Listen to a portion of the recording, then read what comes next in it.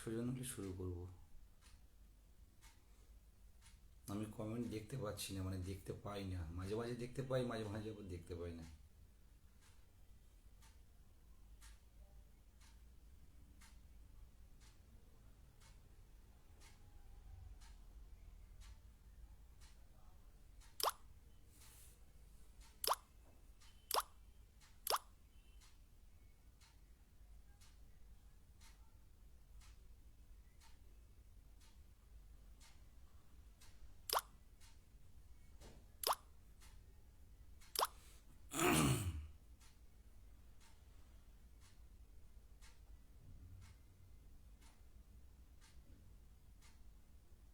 হুম।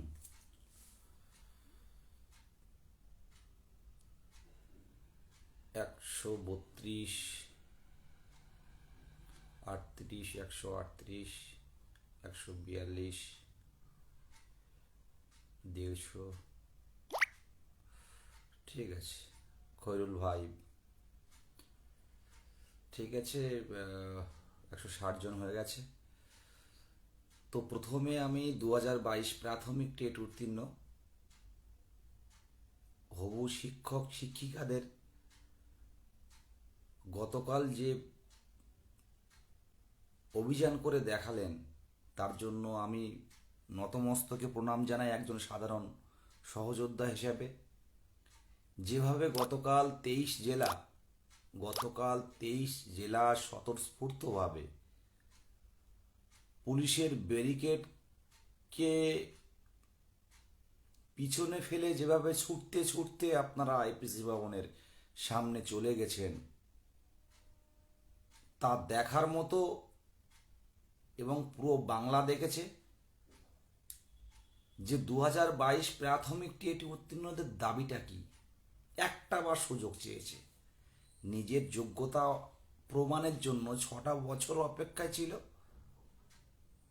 নিজের যোগ্যতা প্রমাণের জন্য একবার সুযোগ চেয়েছে যে আমার যোগ্যতা প্রমাণের জন্য 6টা বছর অপেক্ষায় আছি, একটা বার সুযোগ দেয়া হোক।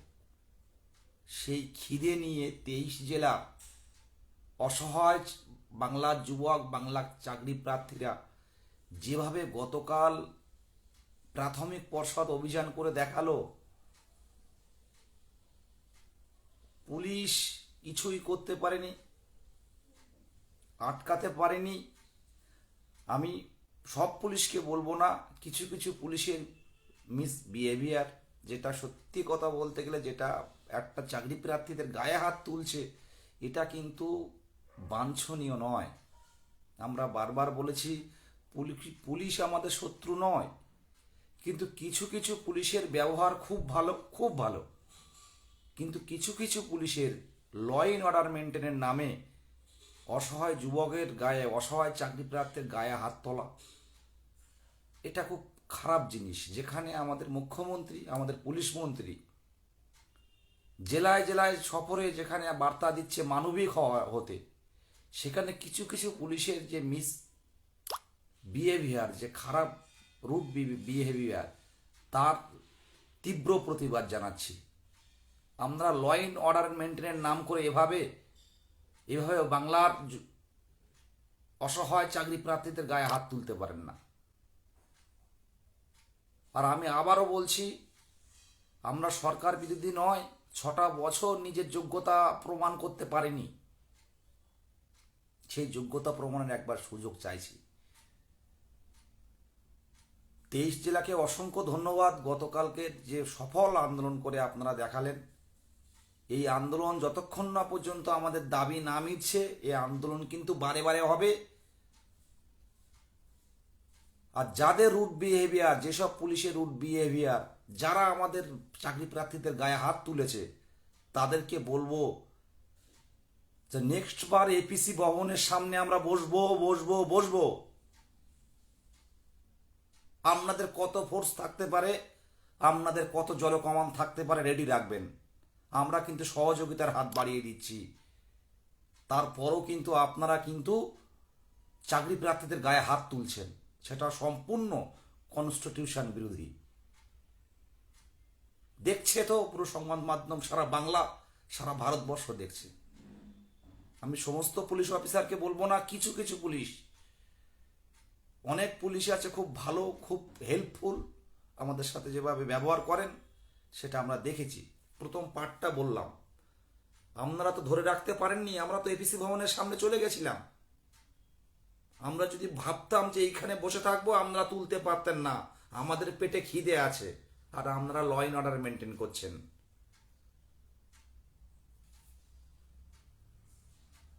কারোর আঙুল ভেঙেছে, কারোর সোনার আংটি পড়ে গেছে,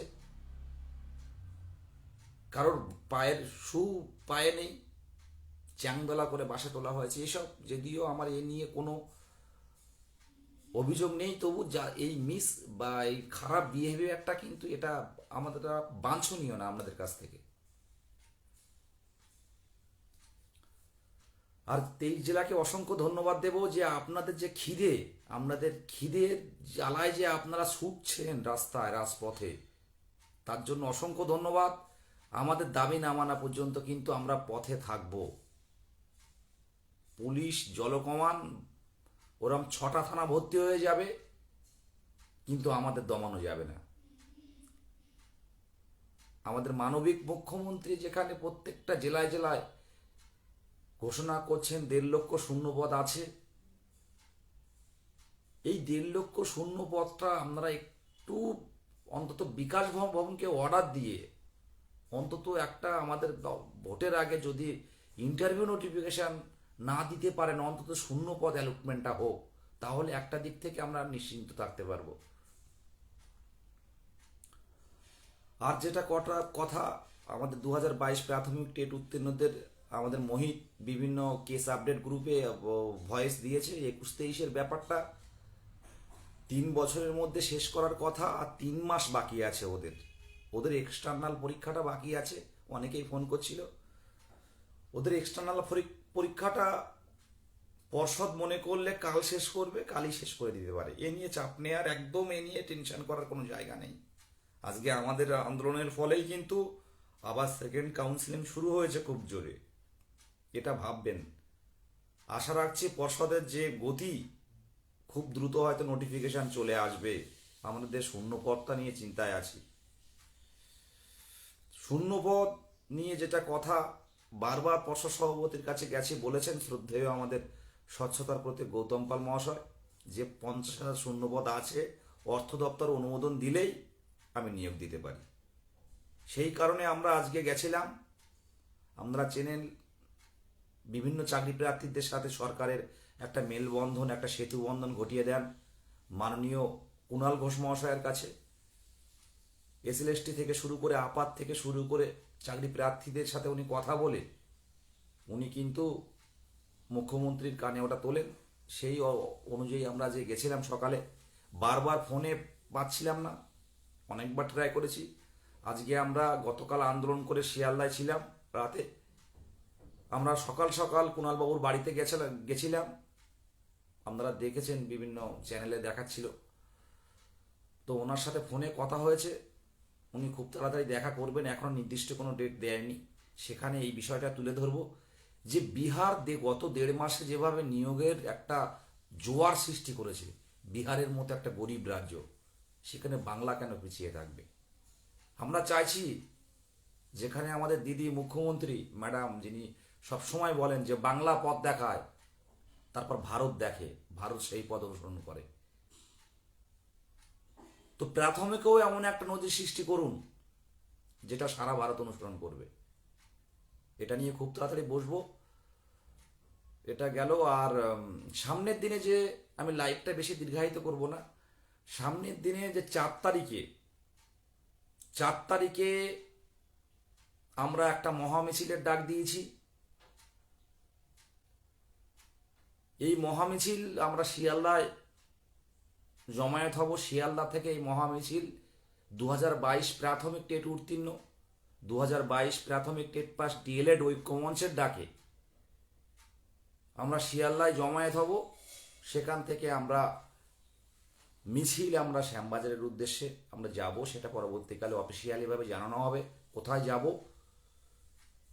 তো এই মিছিলে আমরা 23 জেলা 2022 প্রাথমিক টেট উত্তীর্ণদের আসার অনুরোধ রাখছি। এটা পুলিশ পারমিশন নিয়ে হচ্ছে। আপনারা কেউ বাড়িতে বসে থাকবেন না। আপনি যদি বঞ্চিত মনে হন তো পথে আসুন। এই রাজপথেই হোক আমাদের দেখা, আর এই রাজপথেই আমাদের একবার সুযোগ দিক আমাদের যোগ্যতা প্রমাণের। আমি 23 জেলা প্রাথমিক টেট উত্তীর্ণ সমস্ত হবু শিক্ষক শিক্ষিকাকে বলেছি, আপনারা দেখেছেন গতকাল যেভাবে অনেক আমাদের হবু দিদিমণিরা, হবু শিক্ষিকারা রাস্তায় কিভাবে ছুটতে ছুটতে গেছে। আমাদের উত্তর 24 পরগনা নন্দিতা থেকে শুরু করে, ওয়াদিতি থেকে শুরু করে, হুগলির শিল্পা থেকে শুরু করে, দক্ষিণ 24 পরগনার মন্দিরা থেকে শুরু করে, তারা কিন্তু কাল যেভাবে ছুটেছে, এবং বিভিন্ন 23 জেলার সব্বার নাম বলা সম্ভব না,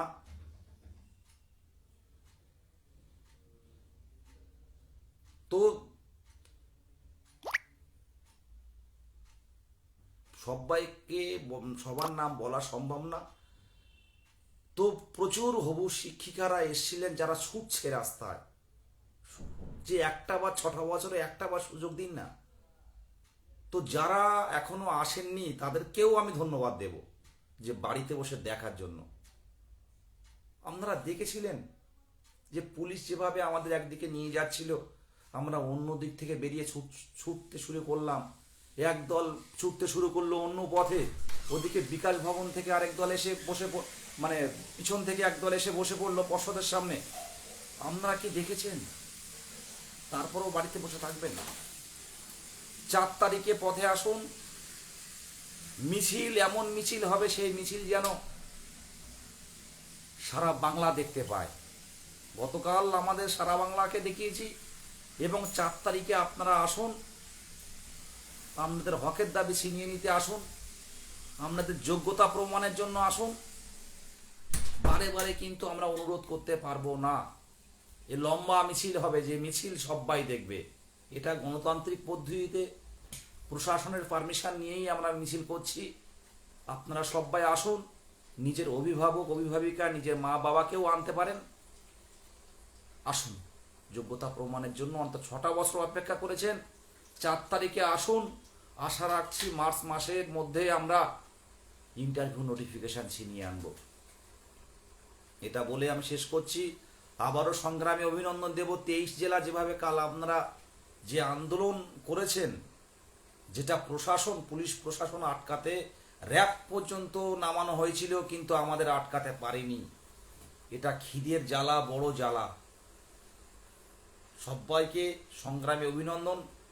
আর যারা এখনো পর্যন্ত, অনেকেই কোচবিহার থেকে এখনো পর্যন্ত আজকের বিকালের ট্রেনটা ধরেছেন, আমরা লক্ষ্য রাখছি। যারা অসুস্থ আছে আমরা চেষ্টা করছি যোগাযোগ রাখার। যারা পুরুলিয়ার টিম এসেছিল তাদের সাথেও যোগাযোগ করেছি। যারা মালদা থেকে শুরু করে, কোচবিহার থেকে শুরু করে, জলপাইগুড়ি থেকে শুরু করে, উত্তর দিনাজপুর, দক্ষিণ দিনাজপুর থেকে শুরু করে, আলিপুরদুয়ার থেকে শুরু করে, হুগলি হাওড়া থেকে শুরু করে, ঝাড়গ্রাম, পূর্ব মেদিনীপুর, পশ্চিম মেদিনীপুর থেকে শুরু করে, 2 24 পরগনা থেকে শুরু করে, কলকাতা থেকে শুরু করে 23টা জেলা কিন্তু স্বতঃস্ফূর্তভাবে নেমেছে। আর আমি সরকারকে আবারও বার্তা দিচ্ছি যে বিহারে যে নিয়োগ দিয়েছে গত 1.5 মাসে, এই নিয়োগটা দিয়ে আপনারা দেখিয়ে দিন যে বাংলার যুবকরা কেন রাজপথে বসে থাকবে।